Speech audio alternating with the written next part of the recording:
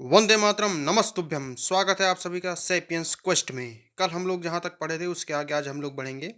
हम लोगों ने कल जाना कि कैसे लोग दूर दूर तक आते जाते थे, ट्रैवल करते थे, कई चीज़ें आपस में साझा करते थे, चाहे वो कल्चरल ट्रेडिशंस हो, या म्यूजिक हो, या फिर खाना बनाना हुआ, कुकिंग फूड हुआ, मतलब ये सभी चीज़ें आज भी हो रही हैं लगातार।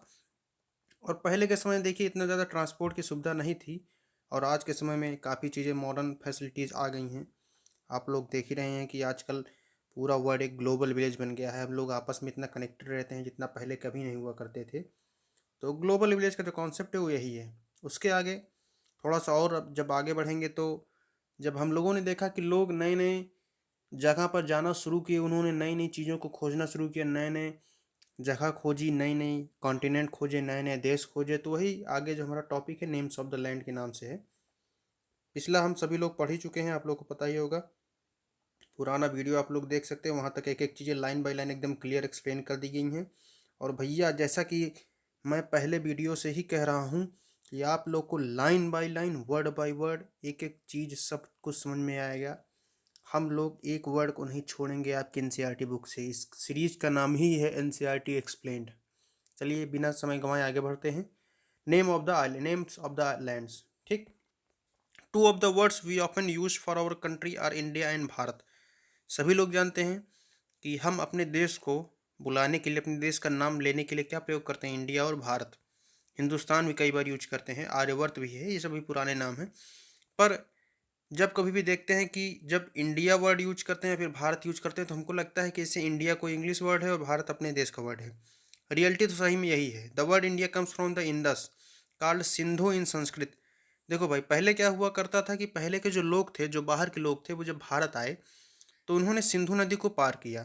और जो सिंधु नदी थी, इसका नाम सिंधु इंग्लिश संस्कृत वर्ड से आया था, सिंधु से, जो एक नदी के नाम पर रखा गया था। पर जो बाहर के लोग आए, उन्होंने सिंधु को सही से प्रोनाउंस नहीं किया, मतलब वो प्रोनाउंस कर ही नहीं पाए।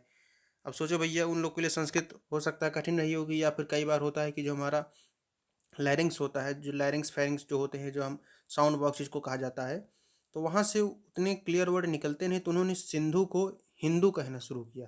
और सिंधु से ही शब्द बना हिंदू। और हिंदू से फिर बनते बनते वो जब ब्रिटिश आए तो ब्रिटिश उसको भी नहीं प्रोनाउंस कर पाए, बना दी उसको इंडस। इंडस बनाते बनाते अब कब बना दिया इंडिया पता ही नहीं चला। तो देखिए कैसे छेड़छाड़ हुई और शब्द को ऐसी तैसी उसकी कर दिए, और कुछ नहीं। तो भारत जो शब्द था ओरिजिनल, जो भारतवर्ष हम लोग अपने देश को कहते थे, जो हम लोग का पुराना नाम था, वो भी हमसे छिन गया। और एक नया शब्द दे दिया हम लोग को इंडिया। यानी कि सोचिए, स्वदेशी स्वदेशी का नाम ले रहे हैं, पर स्वदेशी में अपना देश का नाम ही स्वदेशी नहीं है, परदेशी है। वही चीज़ है। Find Iran and Greek in Atlas. आप लोग इटलस में ईरान और ग्रीक को जैसे देखिए।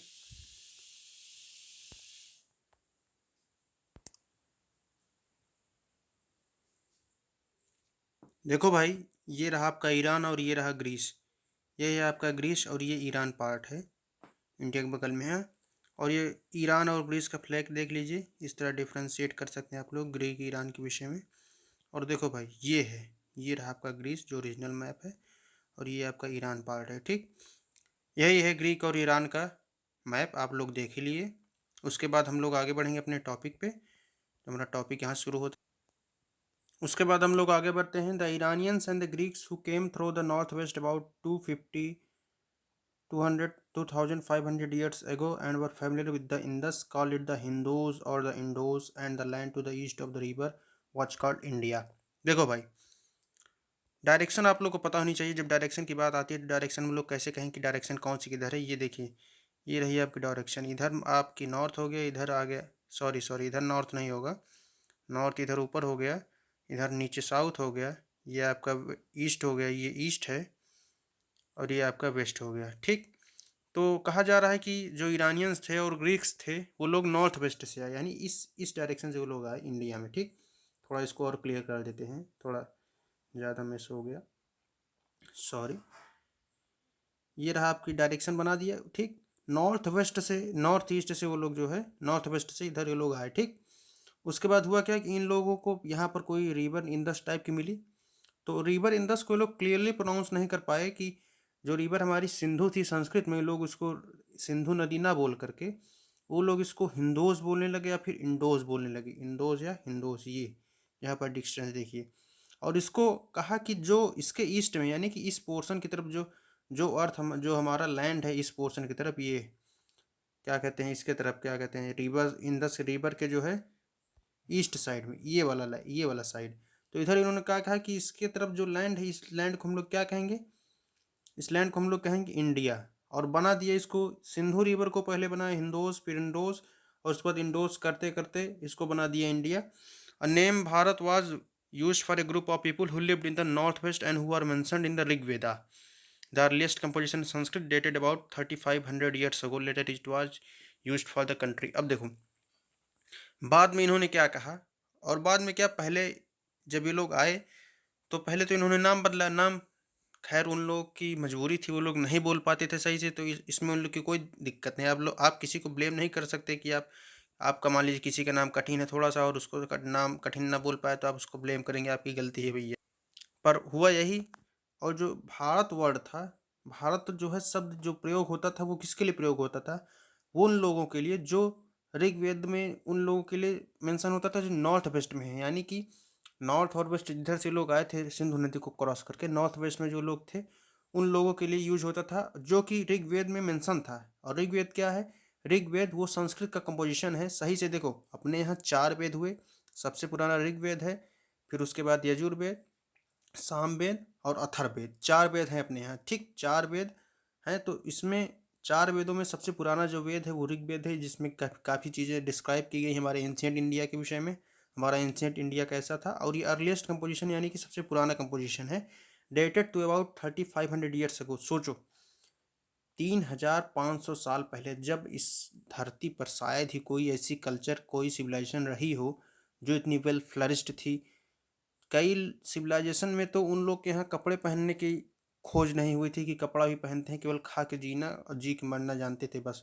तो अपने यहाँ सोचो उस समय इतनी ज़्यादा हाई एजुकेशन क्वालिटी थी, सब लोगों को एजुकेशन इतना हाई क्वालिटी की दी जाती थी कि मत पूछो। ऋग्वेद में आप लोग पढ़ेंगे तो ऋग्वेद में कोई समाज में गंदगी थी ही नहीं, कोई समाज में कोई कुरीति नहीं थी, आडंबर रहित समाज था। तो 3500 ईयर्स अगो पहले चीज़ लिखा गया ये चीज़। और उसके बाद जो भारत शब्द था उन लोग के लिए यूज होता था, उसके बाद फिर हम लोग देश के लिए भी इस्तेमाल करने लगे। सही से देखें तो इस देश को भारतवर्ष पुराने समय से ही कहा जाता था, और उसके पहले आर्यवर्त कहा जाता था। आर्यवर्त उन लोग के लिए यूज किया जाता था, कहा जाता था कि आर्य जहाँ पर रहते हैं उसको आर्यवर्त कहा जाता है। ठीक, आगे बात करें कि आर्य लोग कौन थे। उसके बाद finding out about the past. अब देखो पास्ट के विषय में फाइंड कैसे करते हैं। सबसे अच्छी चीज़ तो ये है कि आप नीचे देख लें, नीचे एक मैन्युस्क्रिप्ट दी गई है जो कि रिटन है किस पे, पाम लीफ पे। ठीक, पाम एक पेड़ होता है, इसको आप लोग पढ़ नहीं पाएंगे, देखिए थोड़ा ये दूसरी लैंग्वेज में, इसलिए आप लोग इसको नहीं पढ़ पाएंगे। इसको बहुत ही जो लिंग्विस्टिक्स होते हैं वो लोग पढ़ पाते हैं, जो कई भाषाओं में ज्ञानी होते हैं, और उन लोग को बहुत ट्रेनिंग दी जाती है कि कैसे आप लोग इसको पढ़ेंगे और कैसे लोग इसको समझेंगे। आप लोग थोड़ा सा लिखा हुआ है, इसको पढ़ेंगे हम लोग। A page from A palm leaf manuscript. अब मैन्युस्क्रिप्ट देखिए, जो मैन्यू शब्द है ना, MANU, इसको कहते हैं हाथ, और स्क्रिप्ट का मतलब होता है लिखना। तो जो शब्द ही है हाथ से लिखना हुई, यानी कि हाथ से लिखी हुई कोई भी स्क्रिप्ट, इसको मैन्युस्क्रिप्ट कहेंगे। और ये किस पे लिखी गई है, पाम लीफ पे। ठीक, अब this manuscript was written about 1000 years ago, 1000 वर्ष पहले इस स्क्रिप्ट को लिखा गया। The palm leaves were cut into pages and tied together to make book. To see a birch bark manuscript turn to page 45। देखो 45 पेज पे जाने के लिए कह रहे हैं, थोड़ा सा पहले इसके बारे में समझेंगे उसके बाद जाएंगे। कि एक पेड़ होता है, ठीक, पाम का, उसकी जो पत्तियां होती हैं उन पत्तियों पर ये चीज़ें लिखी गई। ठीक, और ख़ास चीज़ एक चीज़ और है कि एक पेड़ और होता है जो हिमालयाज़ में उगता है, उसको बर्च कहते हैं, बर्च। ठीक, जो बर्च पेड़ होता है वो बर्च पेड़ की जो छालें होती हैं उनको भी यूज किया जाता है स्क्रिप्ट को लिखने में। पुराने समय में लोग, देखो पेपर का इन्वेंशन तो बहुत बाद में हुआ, लेकिन पेपर का इन्वेंशन होने का मतलब ये थोड़ी ही हुआ कि जब पेपर का इन्वेंशन हुआ तभी लोग लिखना पढ़ना शुरू किए। हमारा देश इतना पुराना, इतना प्राचीन है कि यहाँ पर पढ़ने लिखने का रीति रिवाज पहले से था, हम लोग हमेशा से विश्वगुरु थे। तो विश्वगुरु का जो कॉन्सेप्ट यहीं से आया। ऐसे थोड़ी ही अपने यहाँ इतने बड़े बड़े विश्वविद्यालय खुल गए कि भैया चलो रास्ता चलते विश्वविद्यालय खोल दिया, नालंदा और तक्षशिला खुल गया, ऐसे नहीं था। इसको लैंड ऑफ गुरु कहा जाता था। गुरु कौन है, शिक्षक, टीचर, यानी कि बहुत ही पुराने समय से ही हम लोग पढ़ने लिखने में माहिर थे। तो हम लोगों ने रास्ता खोज निकाला था कि कैसे लिखेंगे पढ़ेंगे। देखो उसके बाद अपने कॉन्सेप्ट पे आएंगे, मैंने स्क्रिप्ट का कॉन्सेप्ट क्लियर हो गया। फाइंडिंग अबाउट द पास्ट, कैसे हम पास्ट को फाइंड करेंगे? There are several ways of finding about the past. इसके कई तरीके हैं पास्ट को फाइंड करने के लिए। One is to search for and read books that were written long ago. देखो, पुराने समय के विषय में जानने के लिए सबसे अच्छा तरीका हो तो है बुक्स। आप बुक्स लीजिए, पढ़िए, उसमें जो दिया होगा बताया जाएगा समाज कैसे था, पहले के लोग कैसे रहते थे, क्या क्या चीज़ें हुआ करती थी, क्या चीज़ें नहीं थी, क्या चीज़ें अच्छी थी, क्या चीज़ें बुरी थी। पर बुक्स होंगी तब तो आप जानेंगे ना। मैन्युस्क्रिप्ट के विषय में बात की जा रही है तो बहुत पहले की बात है, यानी करीब 3000 4000 साल पहले। उसके पहले क्या, उसके पहले तो अपने यहाँ और भी चीज़ें थी ना। बताइए, हड़प्पा मोहनजोदड़ो जो सिविलाइजेशन थी बहुत पहले की थी, उसके पहले के विषय में कैसे जानेंगे? तो स्टोन में कार्विंग होती थी, तो एग्जाकेवेशन किए जाते हैं, कई जगह खुदाई की जाती है, और आर्कियोलॉजिकल सर्वे ऑफ इंडिया जो ASI है भारत की, कई जगह पर जाकर खोज करती है और बताती है कैसे यहाँ पर क्या चीज़ें थी। और जो लैंग्वेजेस होती हैं, लैंग्वेजेस को पढ़ने का काम हमारे यहाँ के जो लिंग्विस्टिक एक्सपर्ट होते हैं वो लोग करते हैं। ये लोग जो कई लेटर्स यहाँ पर दिए हुए ना, इन लेटर्स को रिपीटिशन पे नापते हैं और फ्रिक्वेंसी इनकी जज करते हैं कि कितने बार ये लोग रिपीट हुए, कितनी बार क्या सेंस दे रहे हैं, कैसे क्या है। मतलब बहुत कॉम्प्लिकेटेड प्रोसेस होता है। हम लोग आगे बढ़ते हैं। One is to search for and read books that were written long ago, मतलब कि बुक्स को ढूंढिए जो बहुत पहले लिखी गई थी। These are called manuscript. Manuscript इन लोग को कहा जाता है, इन बुक्स को जो बहुत पहले लिखे थे। क्यों कहा जाता है? Because they were written by hand, hand के द्वारा लिखी गई बुक्स को। देखो भाई, एकदम क्लियर है कि लैटिन वर्ड से आया हुआ मैनु शब्द है, जिसका मतलब हाथ होता है, और स्क्रिप्ट का मतलब आप लोग जानते हैं कि लिखना। तो जो हाथ से लिखी हुई चीज़ें हैं उनको मैन्युस्क्रिप्ट कहा गया पुराने समय में, ठीक। This will usually written on the palm leaf पर इन लोगों को लिखा जाता था, और on the specially prepared bark of the tree known as birch which grows in the Himalayas. देखिए, बर्च बार्क बहुत बार प्रयोग होता है शब्द। ये एक स्पेशल तरह का पेड़ है जो हिमालयाज में उगता है, और इसकी जो बार्क होती है, जो इसका तना होता है, इसको स्पेशली प्रिपेयर किया जाता था लिखने के लिए, ताकि बहुत दिनों तक ये रह सके, खराब ना हो। सिंपल सी बात है। Over the years many manuscript were eaten away by insect. अब देखो, इतनी पुरानी चीज लिखी हुई चीज़ें हैं। अभी आप जो है पेपर में कोई चीज़ लिख के रख दीजिए, कोई कॉपी रख दीजिए जो 5 साल 10 साल पुरानी हो जाए, तो उसमें देखते हैं पेजेस येलो हो जाते हैं, खराब होने लगते हैं पेज, ठीक। तो इतने दिनों तक रखी हुई चीज़ें थी। अब उनको कई बार क्या हुआ कि भाई पेड़ की पत्ती ही तो है, पेड़ की छाल ही तो है, कई जानवर खाते हैं, तो क्या हुआ कि कई पेड़ की छालों को, कई मैन्युस्क्रिप्ट को जो है इंसेक्ट खा गए। सम वर डिस्ट्रॉयड, कुछ खराब हो गई। कई बार ऐसा हुआ जो है कि जैसे विदेशी आक्रांता आए, और जो है जो उधर सेंट्रल एशिया जो लोग आए उन्होंने बर्बाद कर दिया, जला दिया। जैसे बख्तियार खलजी ने नालंदा को जला दिया। नालंदा में इतनी ज़्यादा किताबें थी कि आप सोच ही नहीं सकते। 6 महीने तक कंटिन्यू लाइब्रेरी चलती रही, और वो दुनिया की एकमात्र ऐसी लाइब्रेरी थी जो सबसे पहली मल्टी स्टोरी लाइब्रेरी थी। कई बिल्डिंग, कई मंजिलें, इमारत उसकी इतनी बड़ी थी कि वहाँ पर कई मंजिलें लाइब्रेरी थी। Many have survived, often preserve in temples and monasteries. अब देखो, टेम्पल का मतलब मंदिर होता है, मोनेस्ट्रीज का मतलब मठ होता है, ठीक। जब बौद्ध भिक्षु होते हैं, लोग हमेशा मठ में रहते हैं। तो कई सर्वाइव इसलिए कि क्योंकि उनको बहुत ही सावधानी से बचा करके मंदिरों और मठों में रखा गया। नहीं तो विदेशों से इतने आक्रांता आए, इतना भारत को लूटा गया कि मत पूछिए। इसी कारण इन लोग को बचा कर रखा गया। जो उसमें बची वही हम लोग जान पाए। सोचो कितना ज़्यादा ज्ञान, कितनी ज़्यादा नॉलेज की चीज़ें पुराने समय की हम कभी जान ही नहीं पाएंगे। क्यों? क्योंकि कुछ विदेशी आक्रांताओं के कारण, और कुछ कीड़े पतंगे खाने के कारण, और कुछ कई बार तबाही होती थी, बाढ़ आ गई, बारिश बहुत ज़्यादा हो गई, सूखा पड़ गया। तो इन सब चीज़ें भी प्रभावित करती थी। तो क्या होता था कि आदमी जैसे जाने लगे, कहीं पर सूखा पड़ा, आदमी घर छोड़ के जा रहा है, या फिर कई बार जहाँ पर महलों में कोई चीज़ रखी है तो महल छोड़कर कोई राजा जा रहा है, फिर कोई राजा ख़त्म हो गया तो उसके बाद जो राजा नेक्स्ट आया, वो जो लिखी हुई पुरानी चीज़ें उसको जलवा दिया, फिर मान लो ख़त्म करवा दिया, ठीक। तो बहुत सी चीज़ें हैं जिनके कारण ये जो मैन्युस्क्रिप्ट थी ख़राब हो गई। These books dealt with all kind of subject. अब देखो, ऐसा नहीं था कि स्क्रिप्ट केवल रिलीजियस चीज़ों के लिए थी। इसमें कई तरह के सब्जेक्ट थे, जैसे रिलीजियस बिलीफ, धार्मिक मान्यताएं, प्रैक्टिसेस, जो उसमें की जाने वाली क्रियाकलाप थे। The lifes of the king, राजाओं की जिंदगी। मेडिसिन, यानी कि मेडिसिन और साइंस, इसका मतलब जो औषधि थी, जो विज्ञान था, जो पुराने समय में सोचिए, ऐसे ऐसे आपको पत्थर दिखेंगे कि उसके अंदर गोले छेद बनाए गए हैं जो आजकल मशीनों से भी नहीं बना सकते। आप लोग प्राचीन काल में जब पढ़ेंगे तो देखेंगे, वीडियो डालिए यूट्यूब पे, तो आपको साउथ इंडिया में ऐसे ऐसे मंदिर मिलेंगे कि वहाँ पर ऐसी ऐसी चीज़ें बनाई गई हैं पत्थरों को इस्तेमाल करके, कि आज के समय में उसको इवन बनाना नामुमकिन है। सोचिए हम लोग इतने एडवांस होने के बावजूद नहीं बना सकते, वो लोग इतने पुराने समय में भी इस चीज़ों को बना दिए, तो ये सब नॉलेज कहाँ गई? ये सब नॉलेज को ख़त्म कर दिया गया। Beside there were epic poems, plays, इसके बावजूद भी कई बार एपिक पोएम्स और प्लेज़ भी थे, यानी कि पोएम्स मतलब कविताएँ और प्ले का मतलब जो ड्रामा होता है, ये सभी चीज़ें भी थी। Many of these were written in Sanskrit, others were in Prakrit. अब देखो, जो संस्कृत लैंग्वेज थी, ये स्टैंडर्ड लैंग्वेज थी। आप लोग समझ सकते हैं कि जो आजकल जैसे बोलने के लिए हम जो प्रयोग करते हैं, वो क्या है? वो हिंदी है। और जो बुक्स हम लोग यूज़ कर रहे हैं, वो इंग्लिश में है। तो वैसे ही जो स्टैंडर्ड लैंग्वेज थी, उस समय संस्कृत थी, जो संस्कृत में लिखी गई थी। और कुछ प्राकृत में लिखी गई थी, जैसे कुछ बुक्स हिंदी में होती, हिंदी में लिखी गई। अब प्राकृत क्या थी? प्राकृत वो लैंग्वेज थी, जो सामान्य लोग बोला करते थे, ठीक? उसके बाद कुछ मैन्युस्क्रिप्ट को तमिल में भी लिखा गया था। तो आपसे क्वेश्चन पूछेंगे कि ऐसी 3 भाषाएँ कौन-सी थी जिसमें मैन्युस्क्रिप्ट को लिखा गया था? तो वो क्या थी? तमिल, प्राकृत और संस्कृत 3 भाषाएँ थीं, ठीक? कई लैंग्वेज में लिखी गई, ऐसा नहीं था कि केवल 3 तक लिमिटेड था, इसमें 3 लैंग्वेज का ज़िक्र किया गया है, ठीक? We can also study inscription. Inscription क्या होते हैं? इनक्रिप्शन बहुत ही खास चीज़, विशेष चीज़, अलग चीज़ नहीं, वो भी यही चीज़ें हैं, मैन्युस्क्रिप्ट की तरह होती हैं, पर इनको भी कोई पाम लीफ या फिर कोई बर्च बार पर नहीं लिखा जाता। ये इनक्रिप्शन जो होते हैं, इनको लिखा जाता है पत्थरों के ऊपर, पत्थर के ऊपर छेनी हथौड़ों का प्रयोग करके। और सबसे कठिन काम होता है पत्थरों पर लिखना। आप पत्थर पर एक लाइन जल्दी नहीं बना सकते। अब वो मत बात अलग कि आप एक लाइन खींच दें, 4 दिन बाद लाइन मिट जाए, ऐसा नहीं है। पत्थरों को बहुत ही बारीकी के साथ काटना। These are written on relatively hard surface such as stone और मेटल। मेटल पर भी इनको लिखा लिखा जाता है। सोचिए, मेटल पर आपको लिखना हो कोई चीज़, तो आप लोग कैसे लिखेंगे? पेन से या फिर कोई मार्कर से नहीं, उसको छेनी हथौड़े का प्रयोग करके लिखा जाता था। सोचिए कितना कठिन काम रहता था।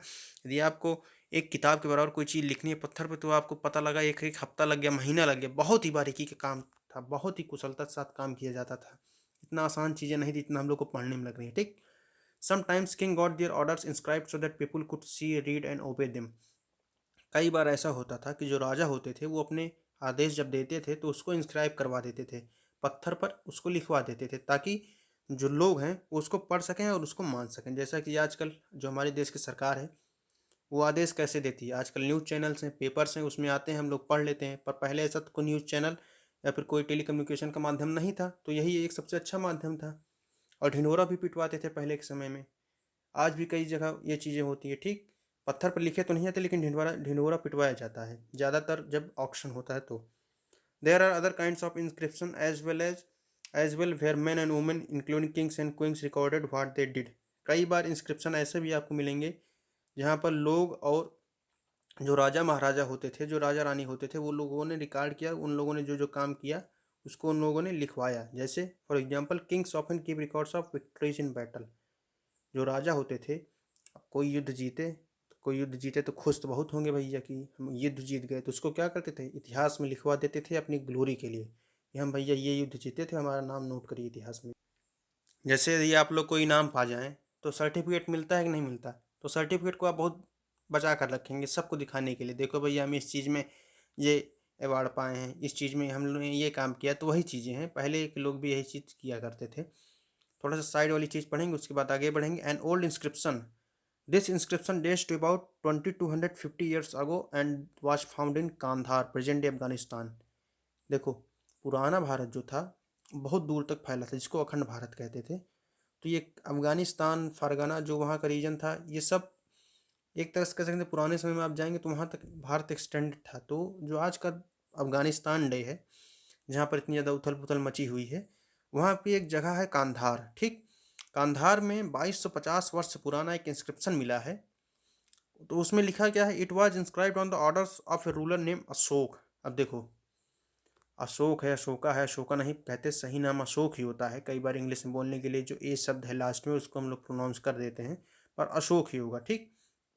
तो अशोक का एक इंस्क्रिप्शन मिला है कांधार में, और अशोक के इंस्क्रिप्शन पूरे भारत में मिले। इसका मतलब भारत जो पुराना साम्राज्य था भारत का, जो जिस पे अशोक जी राज किया करते थे, इनको महान अशोक भी कहा जाता है, ग्रेट अशोक, उनका एक इंस्क्रिप्शन कांधार में मिला। उसमें कुछ चीज़ें लिखी थी, जैसे it was inscribed on the orders of ruler name Ashok, you will read about him in chapter 8। मतलब चैप्टर 8 में इनके विषय में बहुत विस्तार से हम लोग पढ़ेंगे। When we write anything we use a script.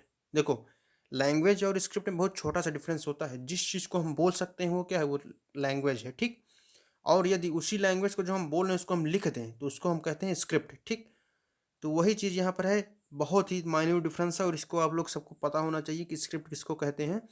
जिस चीज़ को हम लिख सकते हैं वही हो जाती है script. Script consist of letters और साइन। स्क्रिप्ट में क्या होता है, लेटर और साइन होते हैं। आप लोग ऐसा तो है नहीं कि जो मन हुआ वही लिख दिए, कुछ ना कुछ फिक्स लेटर होते हैं, ए टू जेड कुछ लेटर्स हैं, 26 लेटर जैसे हिंदी में है अ आ इ क ख ग घ ग, तो ये सब लेटर्स हैं, ठीक। और कुछ साइन है, साइन यूज करते हैं, फुल स्टॉप हो गया, सेमी कॉलन हो गया, ठीक। तो यही बस छोटी छोटी चीज़ें हैं जिनको आप लोग यूज करते हैं और ये जानना भी चाहिए। व्हेन वी रीड और रीड व्हाट इज रिटन और speak we use a language. वही चीज़ है कि जो हमने बताया अभी कि जब कोई चीज़ हम लोग बोलने के लिए इस्तेमाल करेंगे तो उसको लैंग्वेज कहेंगे, और उसी लैंग्वेज को हम जब लिख देंगे तो वो स्क्रिप्ट हो जाएगी। This inscription was inscribed in two different script and language, Greek top and Aramaic below which were used in this area, ठीक। अब देखो, एरिया जो कांधार वाला है, अफगानिस्तान वाला है, थोड़ा ग्रीक के नज़दीक आता था, उधर ग्रीक की तरफ। अभी ग्रीस हमने बताया ना, ग्रीस और ईरान का मैप दिखाया। तो ग्रीस और ईरान के मैप में आपने देखा होगा कि ईरान तो एकदम अफगानिस्तान से सटा हुआ है, पर ग्रीस और थोड़ा दूर है, तो वहाँ पे हो सकता है ग्रीक के लोग भी रहे होंगे। तो दो लैंग्वेज में इसको इंस्क्राइब किया गया, ग्रीक और अरेमिक लैंग्वेज। अरेमिक हो सकता है भारत की जो लैंग्वेज रही हो वो लैंग्वेज, ठीक। Can you think of the advantage of writing on hard surface. आप इसका हार्ड सरफेस लिखने का फ़ायदा बता सकते हैं। And what could have been the difficulties, और क्या मुसीबतें रहेंगी लिखने में इसको। देखो, यदि आप हार्ड सरफेस पे लिखेंगे ना, तो hard surface over the time period जल्दी ख़त्म नहीं होती, और हार्ड सरफेस मतलब टूट सकती हैं, नेचुरल डिजास्टर हो गया टूट गई। लेकिन होता क्या है कि जितना ज़्यादा सरफेस हार्ड होगी उतनी ज़्यादा इरोजन और डिप्रेशन उसका कम होगा, और जब इरोजन और डिप्लेशन कम होगा तो जो लिखी हुई चीज़ें हैं ज़्यादा दिन तक रुकेंगी। पर इनमें दिक्कत क्या होगी है, दिक्कत ये होती है कि इसको इसमें लिखना बहुत मुश्किल होता है। अब एक लाइन आपको लिखनी है, पता लगा एक हफ्ता एक लाइनें लिख रहे हैं, तो यही सब चीज़ें हैं। लेकिन जितना ज़्यादा समय लगता है जिसको करने में, उतना ज़्यादा दिन तक वो चीज़ टिकती है। एक दिन में आप पढ़ के पास हो गए तो उस चीज़ को आप भूल जाएंगे, पर वही चीज़ यदि आप हमेशा से पढ़े हैं, थोड़ा थोड़ा करके पढ़े हैं, तो आप पास भी हो जाएंगे और बहुत दिनों तक आपको याद भी रहेगी। क्या पता आगे कहीं और यूज हो, तो उसको आप लोग रिकॉल कर पाएंगे एक मात्र सिंगल रिवीजन से, ठीक। There were many other things that were made and used in the past. ऐसी और भी चीज़ें थीं जिनको बनाया गया और यूज किया गया पास्ट में। Those who study these object are call archaeologist. देखो, लिंग्विस्टिक एक्सपर्ट हम लोग उनको कहते हैं जो भाषा को पढ़ते हैं, और आर्कियोलॉजिस्ट उनको कहते हैं जो इन चीज़ों के विषय में जानते हैं, इन चीज़ों के विषय में स्टडी करते हैं, जो चीज़ें पुराने समय में यूज की गई और जो पुराने समय में बनाई गई, उन चीज़ को स्टडी करते हैं, उन चीज़ के विषय में पता लगाते हैं कैसे क्या चीज़ होती थी, कैसे लोग रहा करते थे। तो इन लोगों को आर्कियोलॉजिस्ट कहा जाता है। क्वेश्चन यहाँ से बनने की बहुत ज़्यादा संभावना है, तो इसको आप लोग ध्यान में रखिएगा। कई बार इस तरह डायरेक्ट क्वेश्चन पूछ लिया जाता है। अब देखो, जो सबसे बेसिक क्वेश्चन आपके दिमाग में आएगा कि आर्कियोलॉजिस्ट अगर इन सब चीज़ों के विषय में पता करते हैं तो लोग जानते कैसे हैं। मतलब सामान्य सी बात है, ऐसा तो है नहीं टाइम मशीन का यूज करके पीछे चले गए और पता लगा लिए भैया क्या हुआ था। आप लोग इंटरव्यू ले लिए कि आप लोग कैसे रहते हैं, बताइए क्या क्या इस्तेमाल करते हैं, ऐसा कुछ नहीं है ना। तो बस वही चीज़ है, तो उसी के आधार पे लोग कैसे जानते हैं इसको हम लोग पढ़ेंगे कि they study the remains of building made of stone and brick painting and sculpture. ये लोग क्या करते हैं कि जो बिल्डिंग्स पुराने समय में थी उनके जो रिमेन्स हैं, जो उनके अवशिष्ट पदार्थ हैं, जो अवशेष उनके पाए गए हैं, उनको पढ़ते हैं। कैसे पढ़ते हैं, उनको लैब में ले गए, टेस्ट किए, पता किए कितनी साल पुरानी बिल्डिंग है, ये पता किए कि किस चीज़ की बनी है, ये भी जानकारी हुई कि इसमें क्या क्या लिखा है। जो स्टोन है, जो ब्रिक हैं, ब्रिक पता है हड़प्पा में पहली बार जली हुई ईंटों का प्रयोग किया। जली हुई ईंटें का मतलब समझते हैं, जो आज के आपके घर में आती हैं लाल ईंटें बनाने के लिए, वो जली हुई ईंटें हैं। इसके पहले प्रयोग करते थे पत्थरों को। तो सबसे पहले दुनिया में कहीं भी यूज हुआ तो जली हुई ईंटों का, तो जली हुई ईंटों का प्रयोग हड़प्पा में ही यूज हुआ। उसके पहले और कहीं दुनिया में इस्तेमाल नहीं हुआ था। बताएंगे भैया वेस्ट बहुत बड़ा था, वेस्ट बहुत बड़ा था, पर ऐसा नहीं है। हमारे यहाँ भी बहुत बहुत ऐसी चीज़ें थी। वहाँ पर पक्की नालियाँ थी, अंडरग्राउंड पक्की नालियाँ, और दुनिया में कहीं भी पक्की नालियाँ नहीं थी हड़प्पा में। हड़प्पा को छोड़ करके सोचिए कितने एडवांस थे हम लोग उतने पुराने समय में। और उसके बाद पेंटिंग और स्कल्पचर। अब जो पेंटिंग्स होती हैं, पेंटिंग्स क्या बताती हैं। अब देखो, पेंटिंग्स कहा जाता है ना, इमेज कन्वे 1000 वर्ड्स। एक जो पेंटिंग होती है, जो इमेज होती है, 1000 शब्द बताती है, ठीक। तो पेंटिंग्स हम लोग को ये बताती हैं कि उन समय पुराने समय में लोग क्या थिंकिंग करते थे, वो लोग आर्ट में कितना इंटरेस्ट लेते थे, कितना वो लोग इंटरेस्टेड थे चीज़ों को बनाने में। और स्कल्पचर का मतलब एकदम सिंपल सा है कि जो आर्किटेक्चर था पुराने समय में, कैसे लोग घर बनाते थे, क्या डिज़ाइन यूज करते थे, ऊपर मंजिला कितने रहता था, 4 मंजिल घर बनाते कि 2 मंजिल घर बनाते, और हड़प्पा में भी कई मंजिल घर मिले हैं। तो यही सब चीज़ें थी जो आर्कियोलॉजिस्ट स्टडी करते हैं। They also explore and excavate. Excavate का मतलब होता है dig under the surface of the earth, मतलब कि खुदाई करते हैं ये लोग। ये लोग एक्सप्लोर करते हैं, जगह ढूंढते हैं, उस तरह जगह मिले जो पुराने समय में एग्जिस्ट करती थी, और उसको खोदेंगे। क्यों खोदेंगे? To find tools, weapon, pots, pens, ornaments and coins. ये पता करने की जो टूल है, टूल क्या है? जैसे आप लोग रोटी बनाने के लिए चिमटा प्रयोग किए ना, आपका टूल है। पिलास ले लिए, तार को बांधने के लिए, फिर तार को सही करने के लिए पेचकस हो गया, तो ये आपके टूल्स हैं। ठीक, टूल्स जो पुराने समय यूज़ करते थे। अब ये सब पुराने समय में तो था नहीं, तो वो लोग टूल्स पता करते हैं। पुराने समय पुराने टूल्स कहते हैं वेपन्स। अब बंदूक तो पुराने समय में थी नहीं, तीर कमान थी, तो सामान्य सी बात है तलवार और तीर कमान ये यूज करेंगे। पॉट्स, पॉट्स का मतलब जो आपका मटका होता है, मटका हो गया। पैन, आजकल जो तावा या फिर कढ़ाई की तरह यूज करते हैं वो पैन हो गया। ऑर्नामेंट्स मतलब जो गहने हैं, गहने लोग क्या पहनते थे। और कॉइन्स, अब आजकल तो नोट चलने लगा है, मोबाइल का ज़माना आ गया, तो कॉइन वाइन का कोई कैश का कोई सिस्टम है नहीं, सब चीज़ कैशलेस हो गई। पर ऐसा सिस्टम नहीं, पुराने समय में नहीं था। तो कॉइन्स की स्टडी ये लोग करते हैं। सम ऑफ दीज ऑब्जेक्ट में बी मेड ऑफ स्टोन। इसमें से कई चीज़ें स्टोन की बनी होती थी। Other of bone, bagged clay या फिर मेटल। बेग्ड क्ले का मतलब ये होता है कि जो पकी हुई मिट्टी है, जैसे घड़ा आपका बना होता है, तो पकी हुई लाल मिट्टी का बना होता है कि नहीं, या फिर मेटल का। तो इन चीज़ों से पुरानी चीज़ें बनी होती थी। Object that are made up of hard imperishable substance usually survive for a long time. वही पुरानी ऊपर वाली चीज़ वापस रिपीट हो गई कि भैया अगर कोई हार्ड सरफेस पे लिखा जाएगा तो ज़्यादा समय तक रुकेगा। वैसे ही जो हार्ड चीज़ें, हार्ड चीज सामान, जो हार्ड सामान होगा, जो हार्ड चीज़ों की बनी होगी सामान है, वो सभी चीज़ें लॉन्ग समय तक रुकेंगी, जल्दी टूटेंगी नहीं। टूटेंगी भी तो केवल पार्ट उनके टूटेंगे, और पूरे तरह से डिसेंबल नहीं होंगे, सड़ेंगे नहीं। पत्थर की चीज़ें जो बनी होंगी या फिर जो चीज़ें मेटल की बनी होंगी, जंग भले लग जाएगी, लेकिन पूरी तरह से डिस्ट्रॉय होने में बहुत समय लग जाएगा। ऐसा नहीं कि ख़त्म नहीं होंगे, ख़त्म तो होंगे कुछ समय के बाद। देखो, time spares none, the sequel of time spares none. Time के आगे कोई नहीं टिकता। पर जो जितनी हार्ड सरफेस होंगी उतनी ज़्यादा दिनों तक वो चीज़ें टिकी हुई होंगी। ठीक, अब देखो कुछ एग्जांपल यहाँ पर आपके समय फोटो दिखाई गई है। फोटो को देखिए, ये कैसे डिजाइन किया गया है। सोचो पुराने समय में लोग कितने क्रिएटिव थे।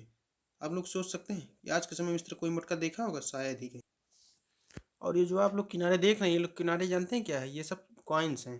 पहले कॉइन्स ऐसे ही होते थे, चौकोर टाइप में, रेक्टेंगुलर या फिर स्क्वायर शेप में। थोड़ा सा किनारे पढ़ लिखा हुआ है, उसको थोड़ा सा पढ़ लेते हैं। अपार्ट फ्रॉम ओल्ड सिटी, एक पुराने शहर से एक मटका लिया हुआ है। Pot like these were used about 4700 years ago. भैया 4700 साल पहले ये लोग पॉट इस तरह यूज करते थे। देखो भैया कैसे, जैसे लग रहा है कोई मशीन से डिजाइन बने हैं। आप लोग सोच सकते हैं ऐसा डिजाइन पहले था। आज के समय में तो आप ऐसे बना के इधर उधर दे दिए, हो गया, ले जाओ काम करो, लेकिन पहले सोचो। और उसके बाद ये डिजाइन देखो, इतना मतलब बारीक डिजाइन कैसे बनाते थे ये लोग, उनकी स्किल थी। ठीक, इतने स्किल्ड पर्सन थे। और राइट में क्या है? राइट में एन ओल्ड सिल्वर कॉइन, ये सिल्वर का एक कॉइन है। Coin such as this one use from about 2500 years ago. अब देखो 2500 साल पहले कॉइन यूज कर रहे हैं, और 4700 साल पहले एक मिट्टी का मटका, मटका सोचो। 4700 यानी कि करीब करीब 5000 साल पहले भारत में ऐसी चीज़ें यूज हो रही हैं। ऐसा नहीं था, और भी सिविलाइजेशन थी। पर जो भारत की खास बात है कि यहाँ पर इतनी ज़्यादा बारीकी से, कुशलता के साथ काम किया जाता था कि आप लोग सोच भी नहीं सकते। In what ways is the coin different from ones we use today. अब देखो क्वेश्चन पूछा गया है कि कॉइन्स, जो आज के समय में कॉइन्स हम यूज करते हैं और जो पहले के समय कॉइन्स थे, इनमें डिफरेंस क्या है? डिफरेंस भैया सिंपल सा है, चौकोर पहले कॉइन थे, आज के समय में गोल है।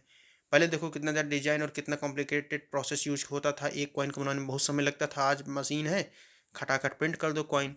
और आप आज तो भैया कॉइन की बात छोड़ो, 1 रुपये की जैसा लगता है कीमत ही नहीं बची। सब लोग नोट यूज कर रहे हैं या फिर कैशलेस हो गए हैं। ठीक, तो बस आज का सेशन यहीं तक रखेंगे। कोशिश करेंगे कि अगले सेशन में चैप्टर कंप्लीट हो जाए। और भैया बहुत ही सरल शब्दों में हम कोशिश कर रहे हैं, line by line, word by word, एक एक चीज़ एक्सप्लेन हो, कोई भी चीज़ छूटने नहीं वाली है। और हमारे साथ यदि आप बने रहेंगे तो पक्का हमारा वादा है कि आपको बुक शायद ही पढ़नी पड़े, क्योंकि भैया ये बुक ही तो पढ़ रहे हैं ना आप। अगर line by line, word by word आप लोग पढ़ रहे हैं, एनसीईआरटी एक्सप्लेन्ड की जो हमारी सीरीज़ है, इस सीरीज़ का मकसद यही है कि आपको बुक शायद ही खोलना पड़े। ठीक, तो बने रहिए हमारे साथ। आप लोग देख रहे हैं सेपियंस क्वेस्ट। नमस्तुभ्यम, वंदे मातरम। जुड़े रहिए सेपियंस क्वेस्ट के साथ।